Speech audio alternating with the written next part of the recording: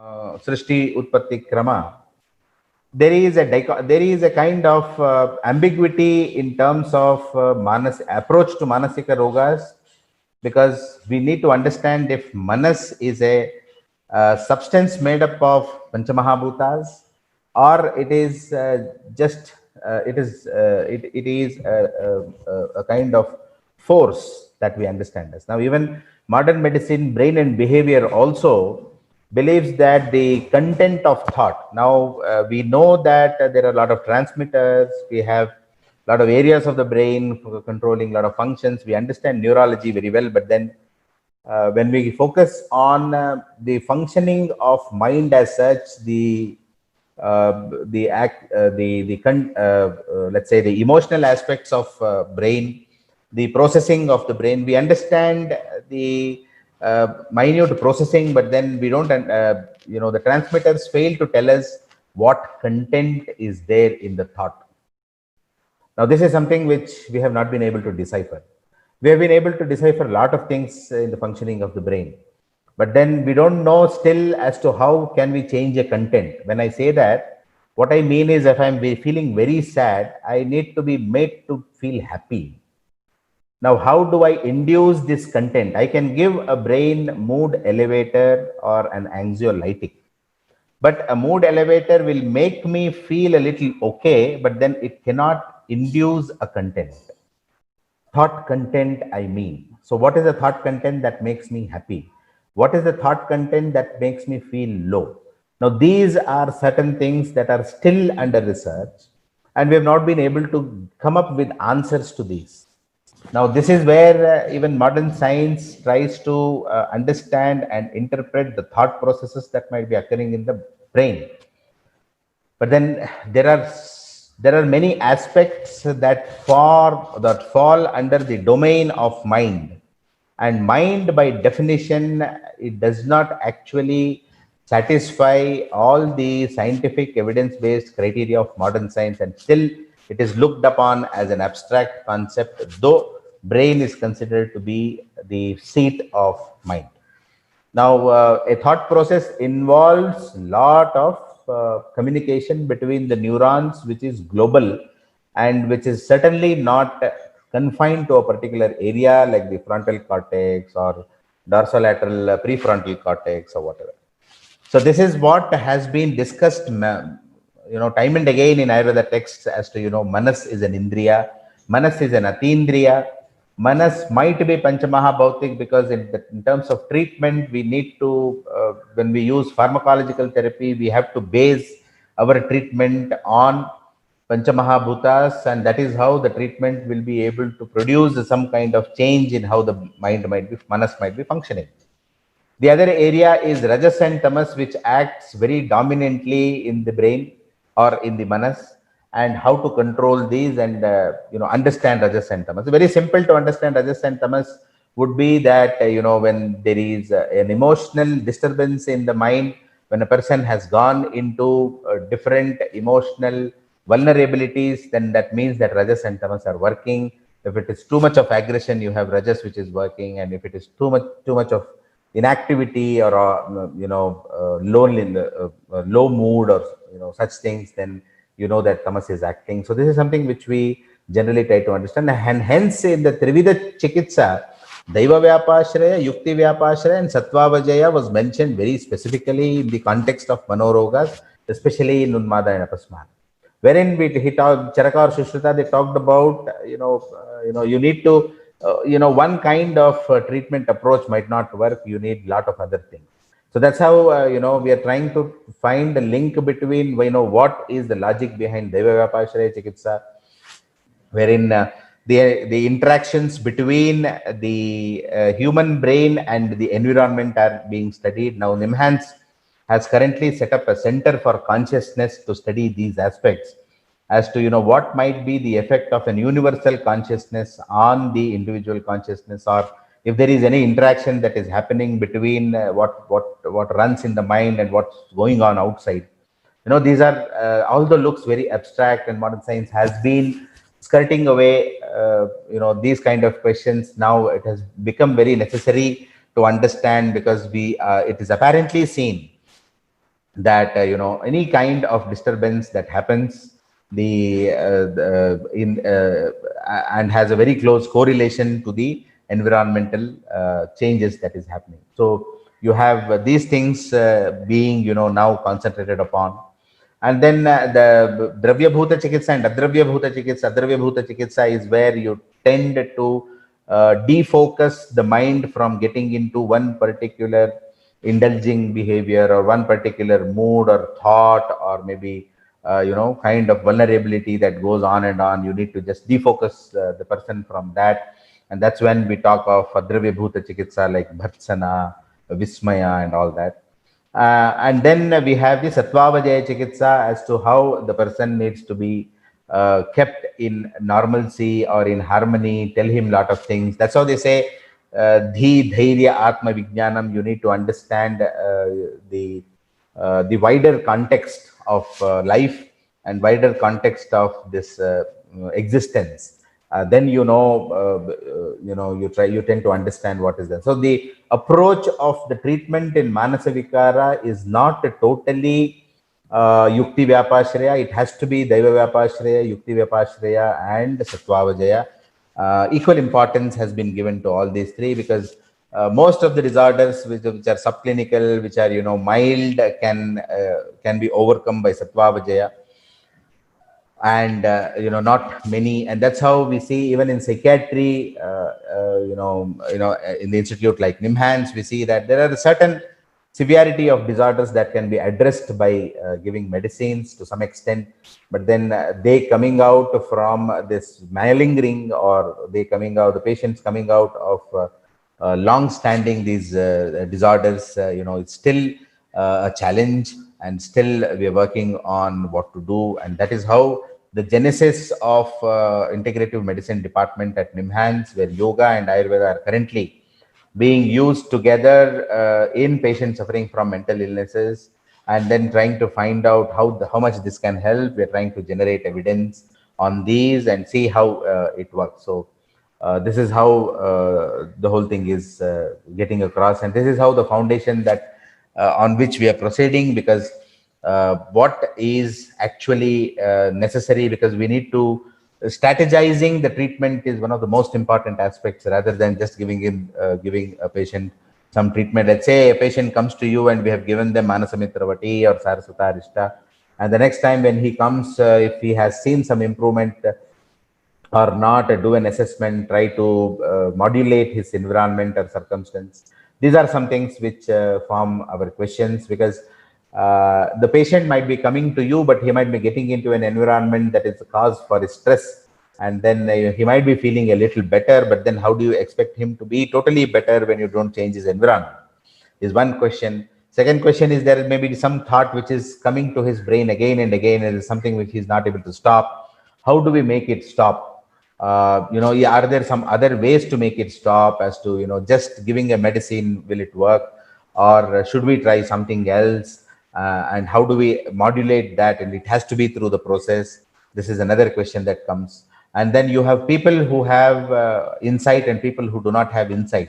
We can do a lot of things on patient who have insight. Insight means patient knows that I'm having or I'm suffering from some kind of a problem or a disease, but then for him, it's yeah, we certainly can help him out, but then patients who do not have insight, I don't believe that I have some kind of a problem. Now what do we do with them, and how do we make them understand that they should get better? So these are some of the most difficult questions for which answers are needed, but then people who are ready to work in this area are very less. Now this makes the whole thing very difficult for the community. The burden is more, but then the people who need to help is less. Now we all know that Mano Vibramaha, Dhi Vibramaha, Sattva Pariplavascha, these are the common symptoms of Manasa Roga. I would not want to discuss on the various symptomatology. We know that Ashtavida Vibhrama, which is seen in Manasa Roga, wherein you have behavioral symptoms, Sharirika Lakshana, and also we see various components, cognitive faculties, thought processes, speech being affected. And okay, now coming to Shodhana, whenever Shodhana has been told, especially in Unmade Vataje Purvam, Snehapanam Visheshavicha Kuryat Avrta Margeshu Sneham Mrudushodhanam, then he goes on. So Manaha Buddhi Varna Asya Prasidati. Wherever Shodhana has been mentioned, there is a mention of how Manaha Prasadana happens through Shodhana. Now, this is something which has been stressed in Shodhana. Now, what we try to understand here is that the Manaha, when we talk of Manaha, we need to control Vayu, because Vata Kalakaliya and Vata Vyadhi Chikitsa, if you look at these two chapters, we understand the importance of Manaha. Though Pitta and Kapha have been said to be associated, and Vata, Pitta, Kapha are the Tridoshas that are responsible for various disorders, you see the importance of Vayu.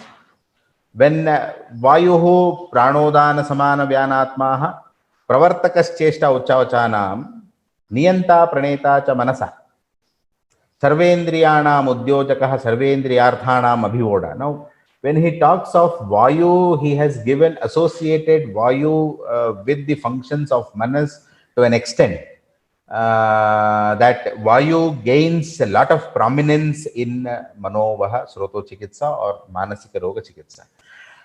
Now, see, try to look at how Vayu has been described there, and also try to look at the Ashtanga Yoga. When we look at Ashtanga Yoga also, Yama Niyama are two things which are very close to our Achara Rasayana.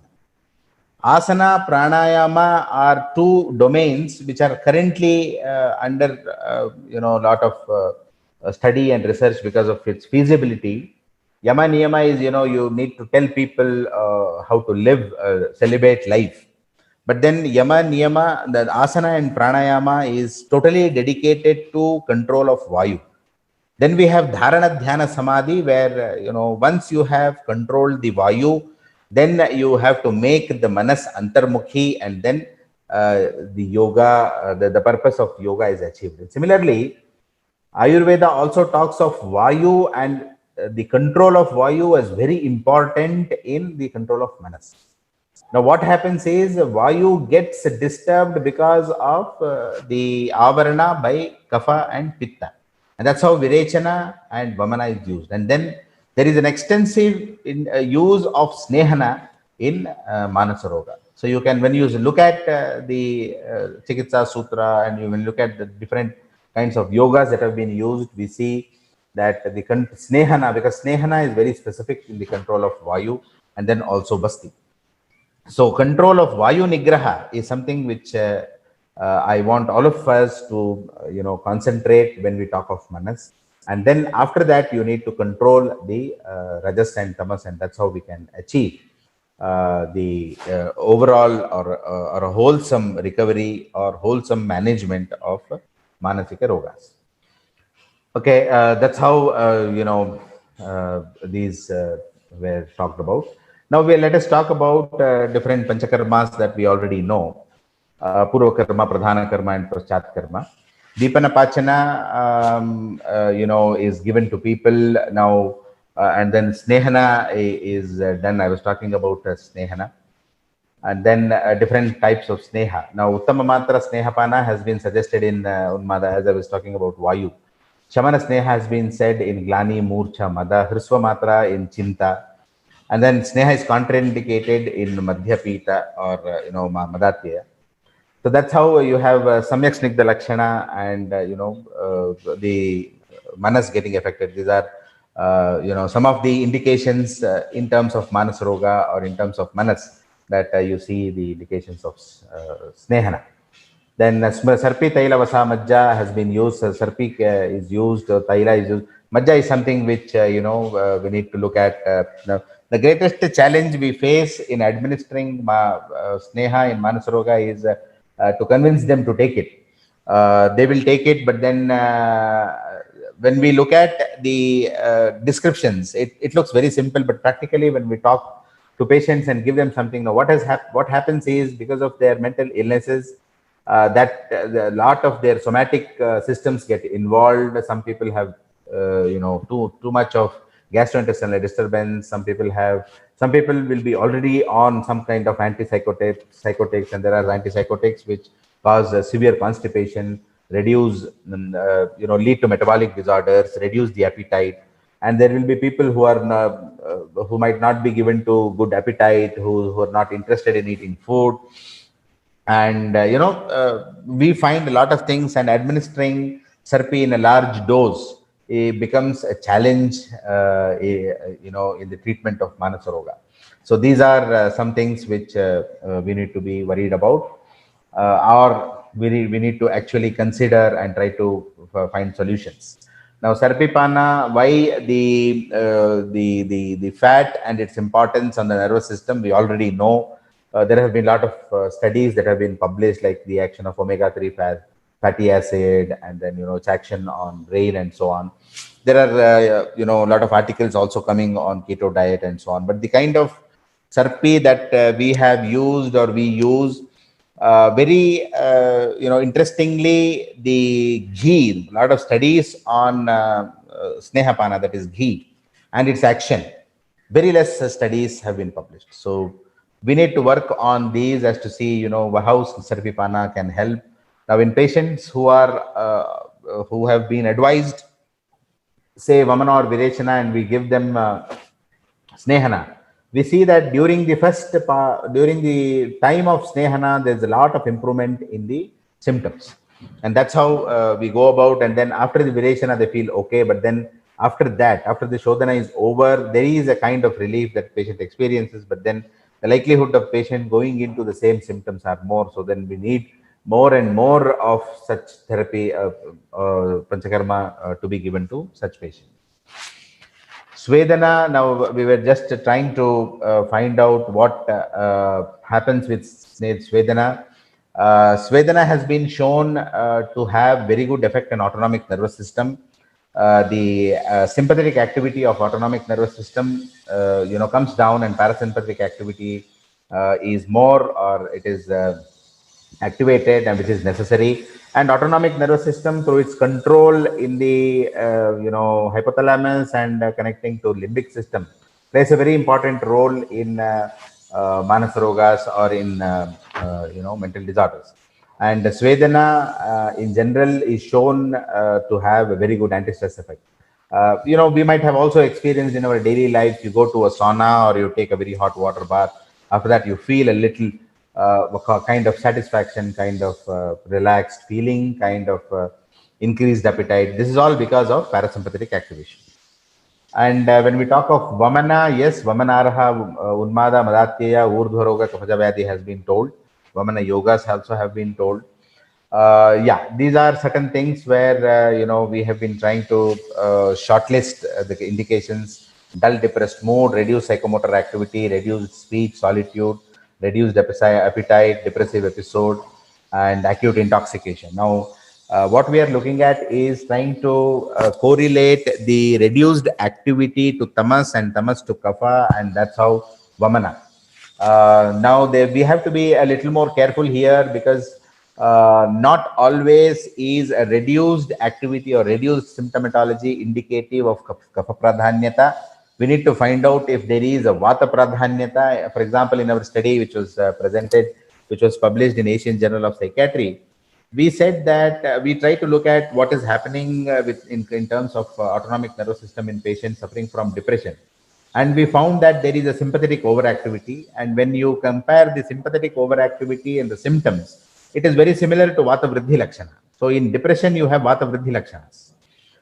This is something which is very tricky for us to understand, because most of the times depression is interpreted as Kaphaja Unmada, or Kapha Pradhanya Vishada, where Kapha is being given importance. But then on the contrary, our results were on the contrary, when we said that there is an extensive Vata Vriddhi in patients suffering from depression.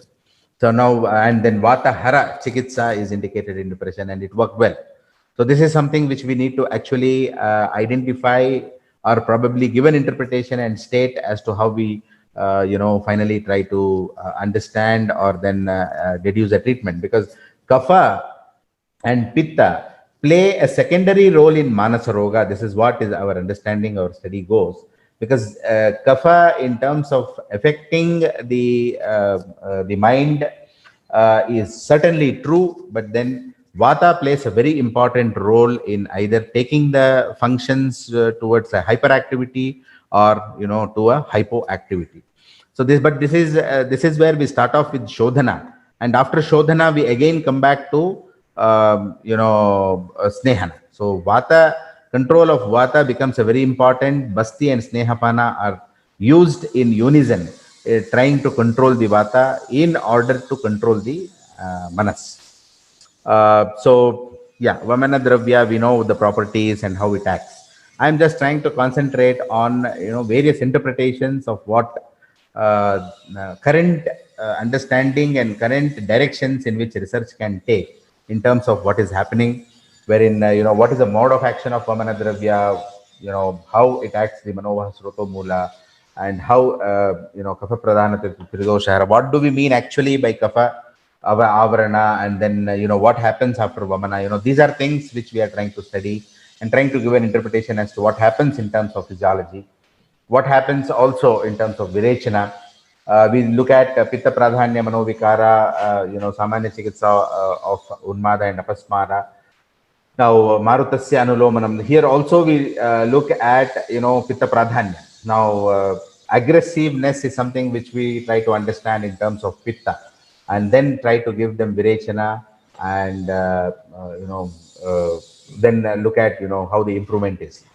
The unfortunate part is that till today, we have not had research studies published by major institutes or any institute in India, where, so as to understand what do we understand by Vamana, and if there is a retrieval of Vayu from Kapavarana, or what happens when Pitta Harana happens, and after that, the Vayu is handled. We don't know what is happening. Now, this is something which we are now currently trying to find out an evidence as to what is the effect, wherein one kind of panchakarma or one kind of shodhana produces what kind of effect in terms of manovikara. It's very simple for us to understand and talk about, saying that in aggression or in anxiety we need to control pitta, give them virechana, and you expect him to work well, and so on.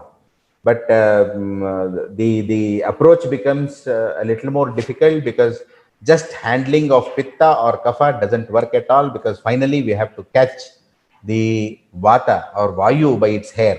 So for that, you need to see that the vayu is released from all the blockages or bondages inside the body, is our approach. And therefore, in panchakarma, the approach of panchakarma in management of mental disorders, especially Vamana and Virechana or Basti, is to see that you try to control the vayu. Yeah. So, generally it is now hypothesized that in anxious mood, in reducing aggression, violent behavior, anger outbursts, and reduced sleep, Virechana should help. Now, each one of these need to be taken up and studied, because we have absolutely no publications on this.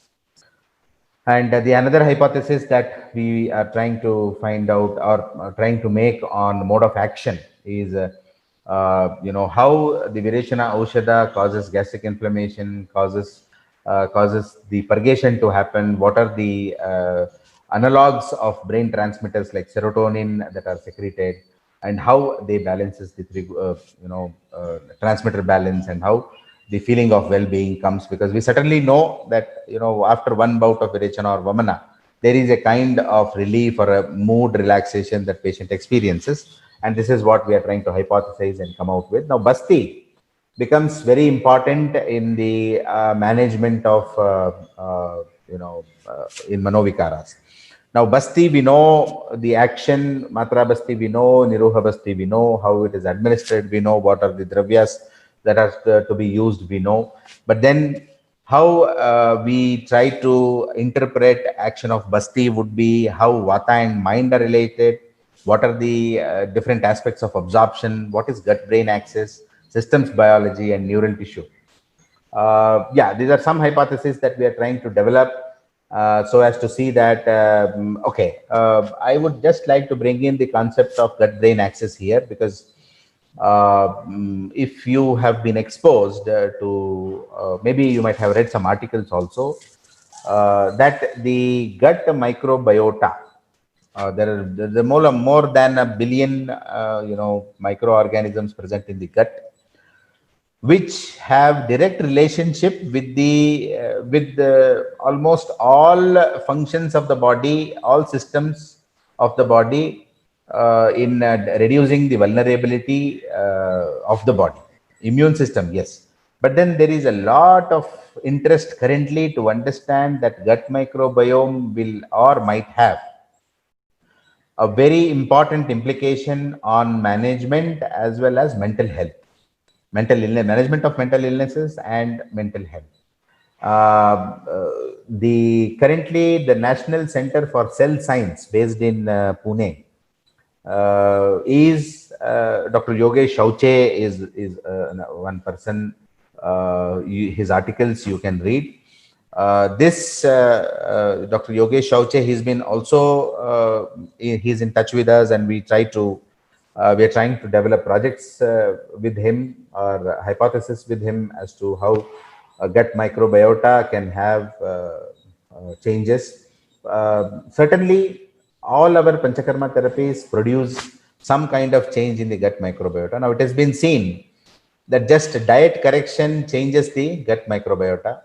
There is certain evidence to say that there is an immense difference between the gut microbiota of a healthy individual and a person who is suffering from disease. This has been proved.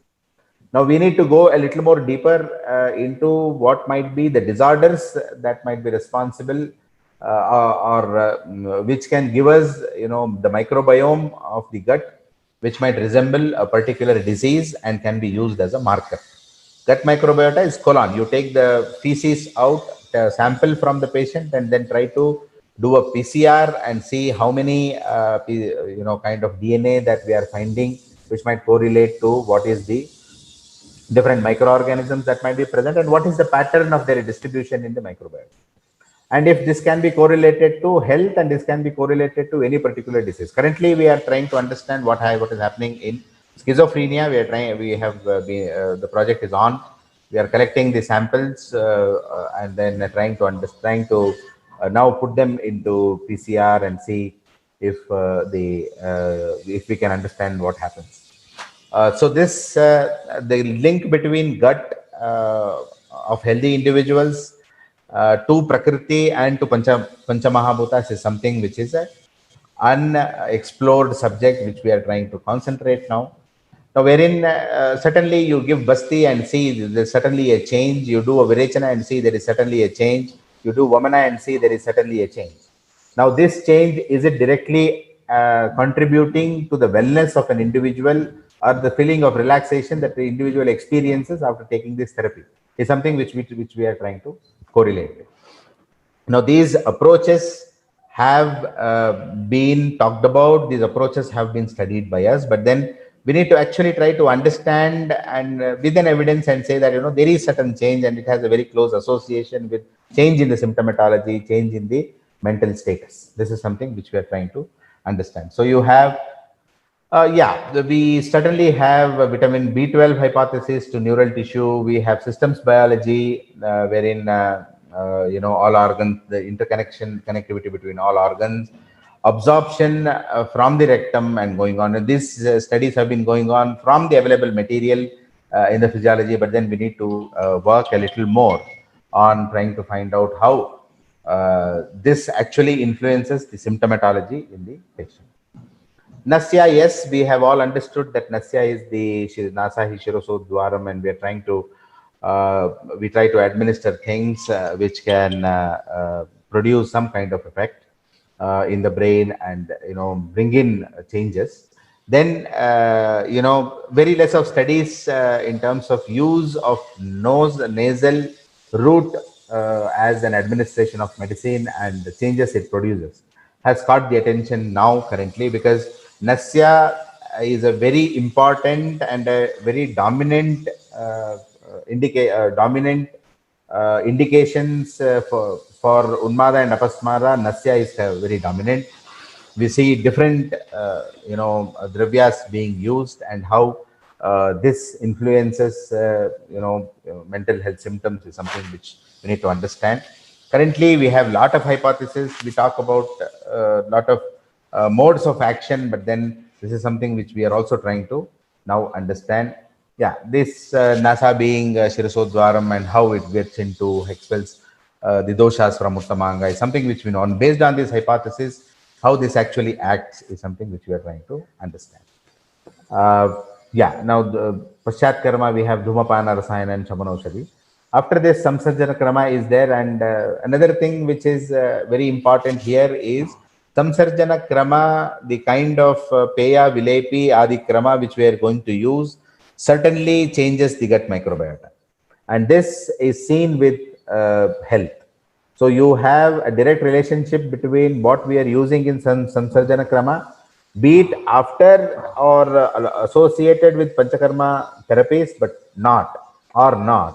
If you use it under normal circumstances also, we can expect some changes in the gut microbiota. This is another area of study wherein you see that Manda, Peya, Vilepi, in that Krama, you go on for some time and check how it improves the gut microbiota, also the health of the individual. Now, in the terms of COVID, these kind of advices are being sought after. People say that, after after they have modulated their diet, they are feeling quite healthy, not vulnerable to diseases and so on. So, these kind of things, Ahara and Vihara, have been talked about, and we need to shift that from what information we have into what we can actually formulate as a research question and conduct study on that. Certainly, we all know Abhyanga, Murdni Taila, Shirodhara, Snehana, Svedana, acting, on various disorders. There's some kind of hypothesis wherein we have found Tailadhara as an hypothesis in terms of mental exhaustion or organic mental disorders, Sakradhara in irritable bowel syndromes and so on, Kashayadhara in insomnia and anxiety, Kshiradhara and Paitika Manorova and so on. It's just hypothesis, but absolutely no evidence as to what this happens and how this brings about a change, whether there is any difference between the procedure, whether the very procedure of dhara has an effect and the material used might not have any effect, or whether the various material used has an effect. These are very important research questions that we need to work on. Very simple procedure like Abhyanga causes a lot of changes in the body. Many studies have been done, but then we also need to understand how we have a general understanding stating that Abhyanga produces a lot of stimulation in the peripheral nerves and causes the circulation to improve, stimulates the lymphatic system, neurotransmitter gets improved. All these things we have. We have these kind of individual therapies, and we are trying to mix this in the form of Panchakarma, or trying to bring them all together. Along with that, we are trying to give them some pharmacotherapies in terms of Ayurveda, and then mix them with Sattvavajaya and Daivapasharya. So it's a very comprehensive management. It's not just one facet that is trying to work out. And getting in the current understanding or research understanding of methodologies, very difficult to have a systems approach and try to create some kind of placebo or some kind of control, and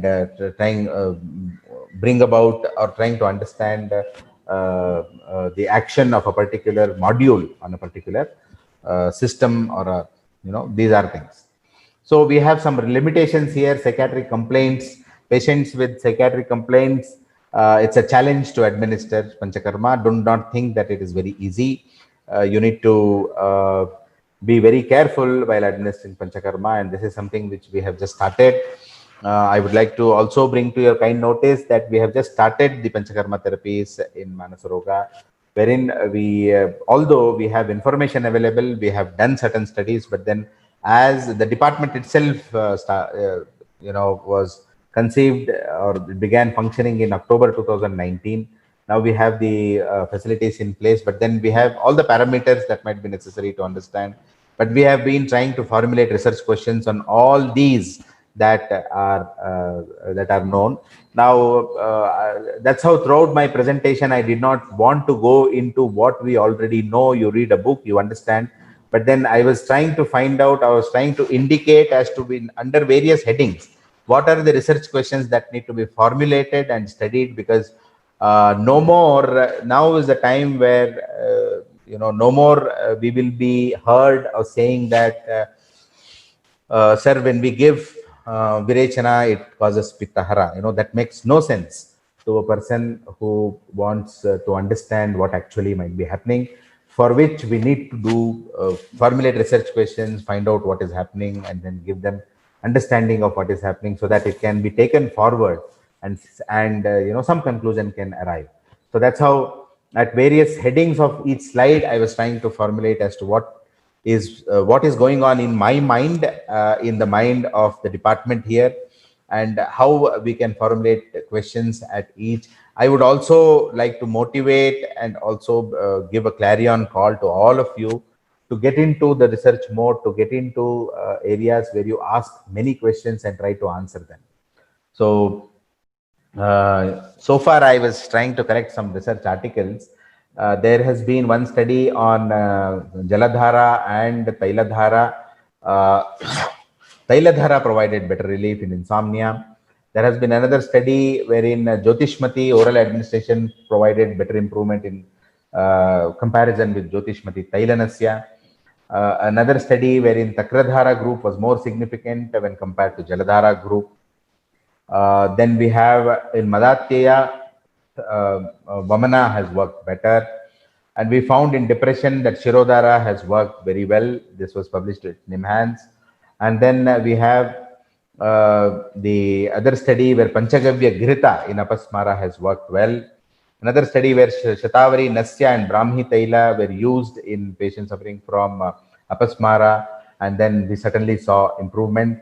So we have seen that, the kind of response that we get by usage of Ayurveda pharmacotherapy along with Panchakarma, giving us very good results and encouraging results, which is very similar to what, a patient experiences by taking allopathic medicines. Now, our problem is that we are very poor at publication. If somebody asks you that please give me evidence that it works well, we just have to say no because Charaka has mentioned.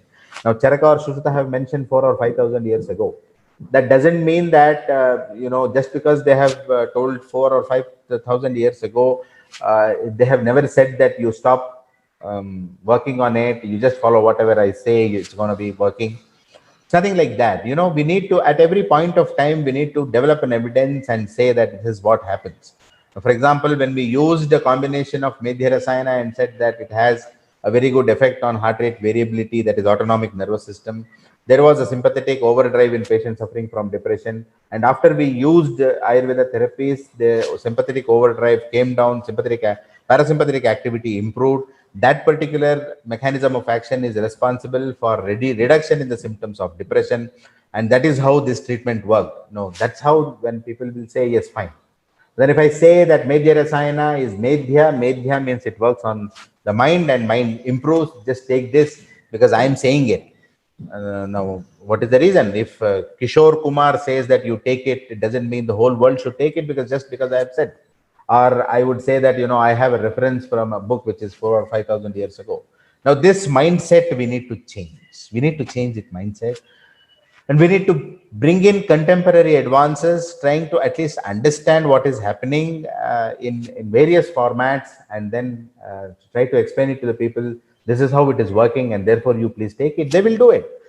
We know that this medicine is safe, sir. We have tested it on animals. We have tested it on humans. We have done toxicity studies. It is safe. That is what they'll ask. Efficacy-wise, this acts on these particular systems of the body, and that's how it brings down the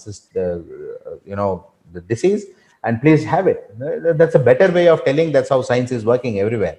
So we are no exception, my dear students. We need to get into that mode, and until we get into that mode, it might be very difficult for us to convince people, because still or till today our introduction is speaking only of Charaka and Sushruta. They have never said that, please glorify me for the next 5,000 years because I am so great. They've never said that. Please improve upon me. That's how we said. Our introduction should should reduce our introduction to our theses, to our dissertations, should reduce our references to Charaka and Shushruta as much as possible. How that will happen is when you have more and more studies corroborating whatever Charaka or Shushruta has said, validating whatever they have said and publishing. So our introduction should always reduce references from Charaka or Shushruta. We need to put more evidences in the review of literature on the studies that have happened. That can only happen when we have more and more studies being published. So there's some kind of, some reports, very unfortunate that we have hardly less than 10 research studies on, important aspects of mental health. One was treatment-resistant schizophrenia, where Basti worked very well. This was on, alcoholic disorders, where, Dr. Suhas was able to come out with very good effects. And then there is one more research on Panchakarma and Unmada Gajankusha Rasa in major depressive disorders. They have found very good effect on Vamana and Ashtanga Lavana in alcohol withdrawal syndrome. We have seen, it has worked well. And then just Abhyanga, massage as a subjective stress experience, there was very good improvement. And this was assessment of Manasa Bhavas in menopausal syndrome. Shirodhara and Sarasutarishta have worked well. Then you have Manasamitra Vataka and Shirodhara. Now, this is another very important study. Please have a look at this article. Just check, it is available in PubMed. When Manasamitra Vataka and Shirodhara was given, and the whole night polysomnography was conducted, wherein sleep, it was proved, or there was evidence to say that the kind of treatment improved the quality of sleep as measured by whole night polysomnography. The first of its kind study which was published. Something like this we need to publish. And this is another very interesting study wherein we saw the effect of Ayurveda formulation on psychopathology, that is in terms of symptomatology, autonomic nervous system functions in terms of heart rate variability, and stress hormones, the HPA axis, that is hypothalamo pituitary adrenal axis. We actually estimated the ACTH and cortisol levels before and after, and we found there was improvement. So this is another study wherein the mechanism of action was given. So we have hardly 2 or 3 studies where we have very good parameters being measured on the effect of the Ayurveda therapies on mental disorders. Now, my request would be that number one is to try to get into a very passive mode from what we are currently in our graduation, to a very active mode in terms of research and publication, because the questions that occur in your mind should not happen to your juniors. Let us say you have become a professional, and then there is another, you have become a lecturer, or you have become a faculty, and the student comes to you and asks, sir, do we have any good Ayurveda published study on schizophrenia? And somebody says, no, not yet, my child. We still are working on it. Now, this is something which you should at least have, that one question which you asked to your faculty today, you need to answer in your lifetime. And if everyone of us do that, then probably in a period of time, we might have evidences for, various therapies that are existing that Ayurveda can offer, and how they act on, mental disorders.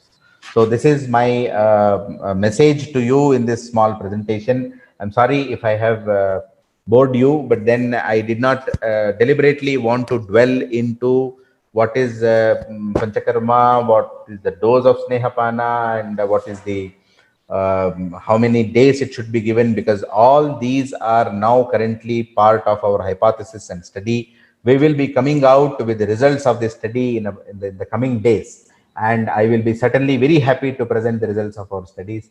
but then still we are all in the hypothetical stage. If it is, what is Pravaramatra and what is its action and how many days it has to be taken, what happens with Vamana, how it acts on, the mental disorders, all these are at that stage. I'm not, I'm trying to be very frank and humble as saying that we have absolutely no information on this.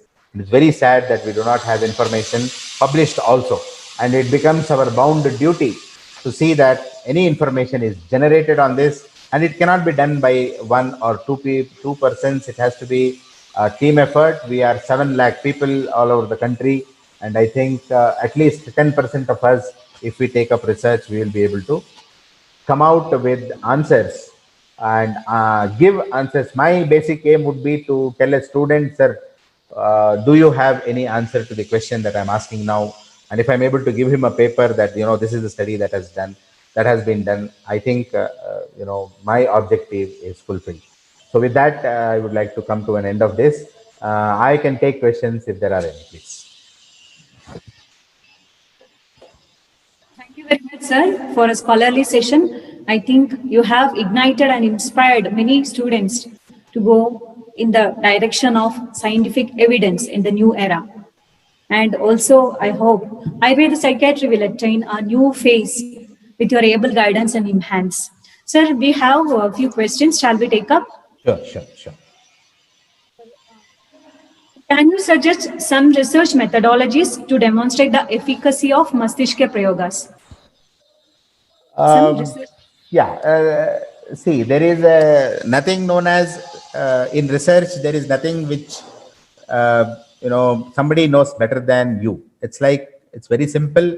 You need to find out if whatever therapy you have done has some effect. So if Mastishka is the therapy, then you need to show that if Mastishka produced the effect or if it was by chance. So if you use Tailadhara as one group and Jaladhara as one group, I'm not very sure if you will be getting some kind of difference. See, research would mean that I will use my therapy on a certain group of people, and I will use something else which is maybe positive, maybe which is already established. I can give them, maybe if the patient is suffering from depression, I can give them escitalopram, and this group I will give them only Shirodhara, Mastishka. Now, if Mastishka produces better result, I will say that, Mastishka is better than escitalopram. Then I can also give some placebo. I can tell them that, this is something which might not be a medicine, but then you still have to take. So then, if the patient improves in your group, than the placebo, then that means that your group has worked well. Placebo means if you tell a person that, I'm an Ayurveda physician, I'm going to give you an Ayurveda medicine that is going to bring health, and the patient might go into a kind of situation where, Ayurveda medicines are very good, I like Ayurveda medicines, and therefore I'm going to be better. So just the feeling of, that I'm taking some medicine which is very good for me can produce a very good effect. So you need to nullify. This is known as a confounder. So you need to nullify that, and for that you can use whatever design you think is better or is helpful for you. So one study was there which was done in Japan. The one group of patients were given Shirodhara, another group of patients were taken into the Shirodhara theater. They were made to lie down. They were told that they are going to be given a therapy, but then the dhara was not done. They were made to sleep for lie down for 30 minutes or so. The other group received dhara. The another group did not receive dhara, but then they were taken into the therapy room. They were made to sleep. This is one sham Shirodhara as an example. You can have. See, the challenge with research methodology in Ayurveda is to develop placebo for everything, Ayurveda or yoga. So currently we are following the method of positive control. You give an established treatment to one group, and another group you try your Mastishka or whatever therapy you would want to do it. Okay. Hope I could address the question as much as I can. So hope that the question is answered. Sir, another question is, how much would you use Deva Vipashya Chikitsa in your practice of Manasika Rogas? I have still not used I need to find out how I can use it. because currently Daiva Vyapashraya Chikitsa is existing in the society. As I told you, around 75% of people are availing Daiva Vyapashraya Chikitsa. Somehow Ayurveda has not been able to develop link with it. I have heard that BHU has just started course or some study on Daiva Vyapashraya Chikitsa or Bhuta Vidya. In NIMHANS as such, we have not yet started, and we are yet to devise the research designs for Daiva Vyapashraya Chikitsa. Yet to do that. Apart from that, I would like to say that as a personal experience or as a practice, especially in the pediatric age group, at least around 60 to 70% of people have got relief in children who have some kind of unexplained behavioral issues, where they take them to some religious institution and the child feels better, the parents are happy. So finally, the patient getting well is our purpose, and if it is achieved, we need to understand what actually worked, rather than to say that they went to some temple, I don't believe in on that, and so on. But then when you have 60 out of 100 people saying that my child was crying, I took them to all pediatricians, but then nothing happened. Now when I took them to this religious institution, then my child started sleeping well. I don't know how it worked, but then it worked. So then that also makes us motivated to understand what actually is Daiva Vyapashraya Chikitsa. So we need to bring in models of neural basis and also models for understanding. I was talking about in the beginning about the consciousness. We have established a center for consciousness now, and then we will be trying to understand the environmental phenomena and their association with the individual consciousness or the brain transmitter mechanism and their relationship with each other, and trying to find out if there is some external influence on the mind. So I am currently, not very much aware of Daiva Vyapashraya Chikitsa and its action. Yeah. Next question. What do you think, how much is the success rate of allopathic management of psychiatric disorders?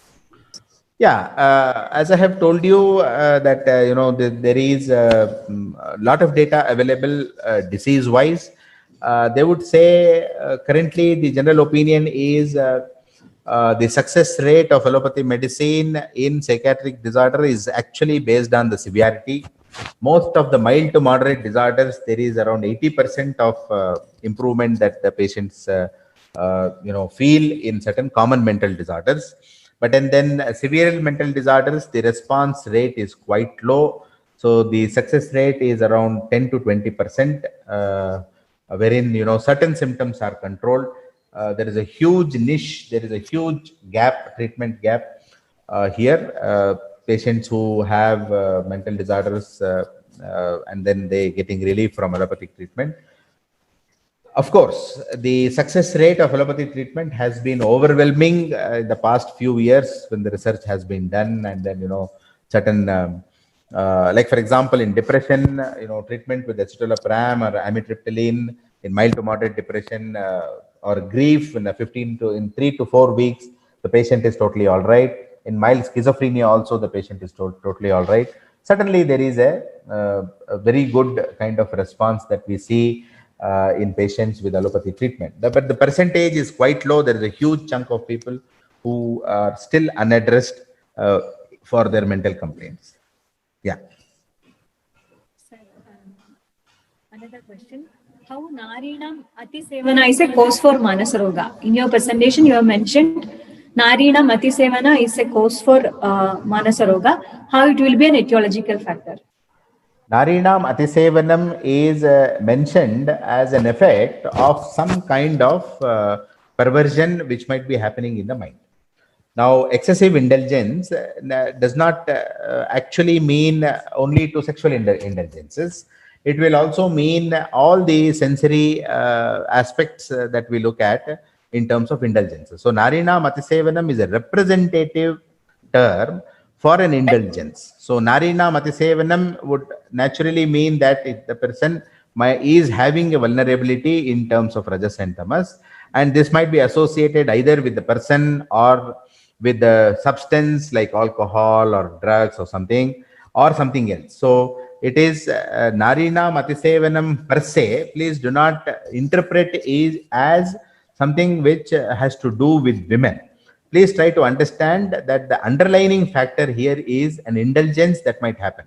For Nari, it might be Purushana Matisevanam also. So actually, he is trying to tell us that an excessive indulgence of a sensory faculty is something which we have to understand, not per se in terms of what the word meaning of Narina Matisevanam is.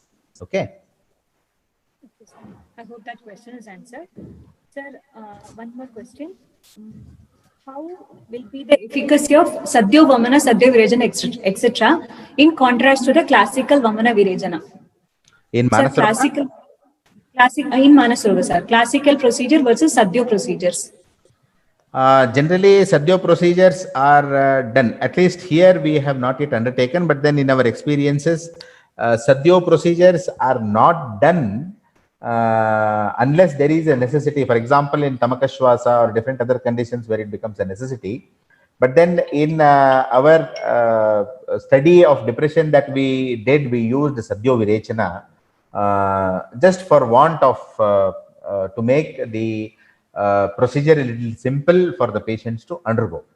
But in terms of therapeutic efficacy, we do not have any data giving the difference between Sadhyo Virechana and classical Virechana in terms of symptoms. But certainly, I have a feeling that the hypothesis of a classical Virechana is much more better than Sadhyo Virechana. But currently, I do not have any data to support my hypothesis. Sir, one more question. What is the rationale behind use of animal products like urine, bile, hair, nails, etc. for various treatment like Nasya and Dhupana in Unmada? Yeah, this is something which is also very good. I think the person who has asked the question should take up in his research, should try to find out what is actually happening. Now, what we have tried to hypothesize here is that Tikshna Vamana, Tikshna Nasya is something which has been talked about as principle. Now, I'll give you an example of electroconvulsive therapy. Once upon a time, it was so thought that, subjecting a person to convulsions based on based on electric current was supposed to be the most cruelest thing that a person could do. But what happened was that by introduction of convulsions through electrical mode, made the person forget. Let's say, for example, a person is dying. A person is, person is trying to commit suicide. There is an extensive suicidal tendency. The patient has attempted twice or thrice. Now we need to save him. So there is, I don't think there can be anything better than saving a person's life. So then it was accidentally found out that there was a change in the way the person thought immediately after an electric convulsion. In fact, they used to induce malarial parasite to cause convulsions, and they used to use different other methods to cause convulsions, so that the kind of thinking, the wiring in the brain could be changed. And we certainly saw that after the electroconvulsive therapy, the patient for quite some time forgets that he wanted to commit suicide, and he lives. And then we can give him some medicines, and after some medicines are given, he becomes all right.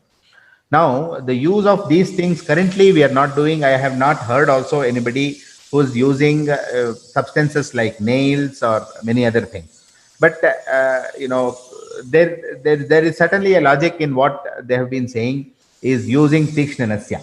Even Adravya Bhuta Chikitsa, when you talk of, you look at the principle underlying the Adravya Bhuta Chikitsa, is to see that somebody's negative behavior and negative thought is defocused.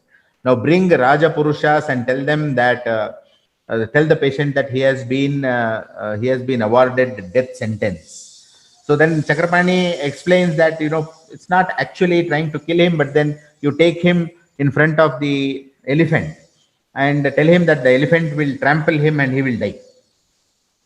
So which means that you are counteracting one particular emotion with another particular emotion, that is Kama and Krodha, something like that. So when you have a patient going into an undesirable behavior, OCD. See, in OCD, a patient has a symptom wherein he actually does not want to die, but he wants to go and fall into a well. Now we have patient says that whenever he sees a water body, he wants to just go and fall into a well, although he thinks that it is not normal for him. He does not want to get into that particular situation, but he says that something pulls me there. I cannot stop going into the well and falling into it, and patients who die. So what do we do in such a condition is then give them the modern medicine, gives them electroconvulsive therapy, and for some time he is saved. We have time for him to work. Now, use of Deekshna Nasyas might have been based on the same principle. Now, we have not used them, but the principle, what you have asked the question, was to get an immediate transit from an undesirable thought process and a behavior to another status, so that we get some time for our therapy to act. So this might be the principle behind it. That question is answered. Yeah. Sir, one more question. Last question. Yes, ma'am. Sir, can you make a comment on Atatva Abhinivesha and its difference like Comment on, Yapana hello, I'm sorry, I could not hear. Yes, madam. Sir, am I audible? Now audible. Yeah, a little more louder, madam. Sir, last question. Atatva Abhinivesha. Yeah. How we can understand Atatva Abhinivesha and treatment like Yapana Basti in that? Treatment like Yapana Basti is very similar to understanding of Basti in Manasarogas, where you're trying to control Vata. Now, I would like to throw some light on Atatva Abhinivesha, where then you have Nitya, Nitya, Hita, Hita. Now, this has been something which we have been learning apart from these two, phrases. We have not gone beyond that.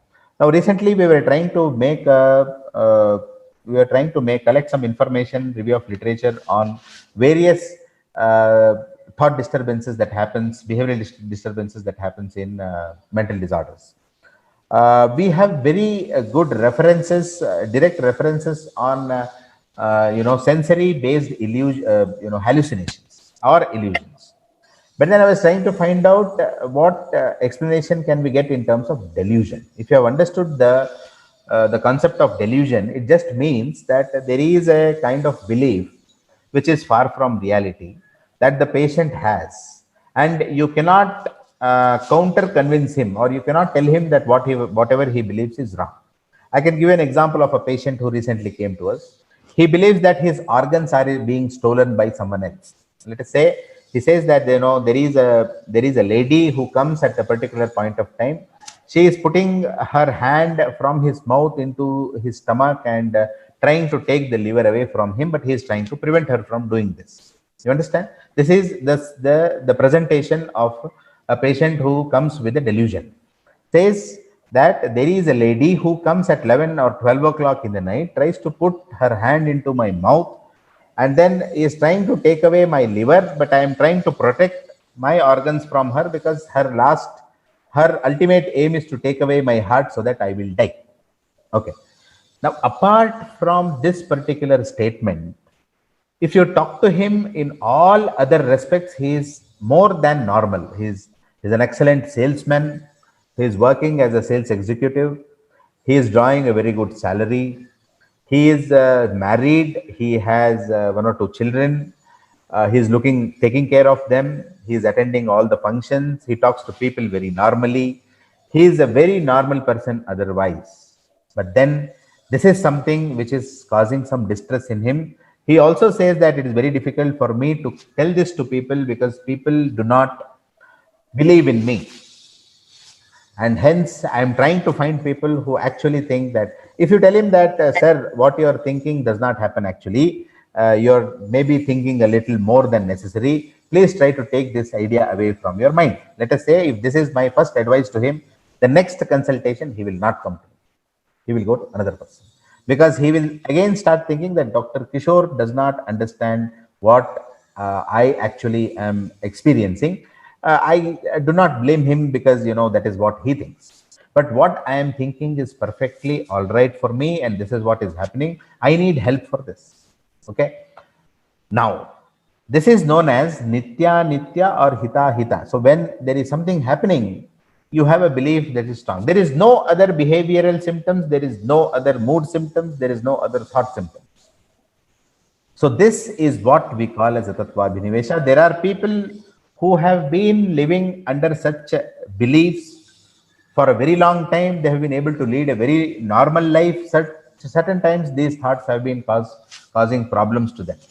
Now, acute delusional disorders or delusional disorders come under atattva abhinivesha. Now, this delusional disorders can be associated with psychosis or cannot be associated with or need not be associated with psychosis. Psychosis is nothing but when a person behaves or talks not compliant to the particular situation or has misplaced emotions is psychosis. So there can be a patient who can have psychosis and present with a delusion, but there can be a patient whose psychosis can become normal, but then delusion can stay. So delusion has been said also in allopathy as very difficult to cure kind of a condition.